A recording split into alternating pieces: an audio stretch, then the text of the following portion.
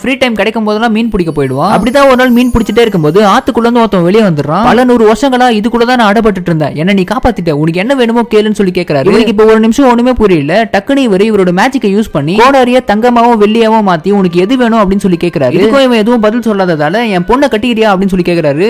பொண்ணை கட்டிக்கிறியாவா, பிராங்க் தானே பண்றீங்க அப்படின்னு சொல்லிட்டு இவன் வேகமா ஓடி போயிடுறான். அப்படி இவன் வேலைக்கு போன கொஞ்ச நேரத்திலேயே சூப்பர் மார்க்கெட்டுக்கு ரவுடி பசங்கலாம் வந்துட்டு, தம்பி ஒழுங்கா இந்த பத்திரத்துல கையெழுத்து போட்டு கடை இனிமே எங்களுக்கு சொந்தம், உன்னைய வேலை விட்டு தூக்குறேன் அப்படின்னு சொன்னதும், இங்க பாருங்க இந்த கடையெல்லாம் நான் விக்கிற மாதிரி இல்ல, உங்க பூச்சாண்டிலாம் வேற இடத்துல காமிங்க அப்படின்னு போது பின்னாடி இந்த அடியாளுங்க கடையை உடைக்க ஆரம்பிச்சிட்டானுங்க. போயிட்டு நாளைக்கு வர யோசிச்சு வை அப்படின்னு சொல்லிட்டு போறான். மறுநாள் காலையில இதே டைம்ல வந்தது மட்டும் இல்லாம இவனோட அம்மாவையும் சேர்த்து கூட்டிட்டு வந்துடுறான். இப்ப இவன் கண்ணு முன்னாடியே உங்க அம்மாவை கட்டி போட்டு உட்கார வச்சுட்டு பயங்கரமா அடிக்கிறாங்க. இப்ப உனக்கு செம்ம கோவம் வந்துட்டு போயிட்டு அந்த பொண்ணோட கழுத்தை பிடிக்கிறான். செங்கல் எடுத்து பின்னாடி இருந்து தலையில அடிச்சிடறாங்க. மயக்கம் போட்டு விழுந்துடுறான். கொஞ்ச நேரம் விட்டு இருந்தா செத்தே போயிருப்பான். என் பொண்ணை கட்டிட்டேன்னு சொல்லி கேட்டிருப்பாரு பாத்தீங்களா, அந்த பொண்ணு வந்துட்டு இந்த ரவுடி கும்பல் எல்லாத்தையும் அடிச்சு போட்டுட்டு இவனையும் கூட்டிட்டு போறா.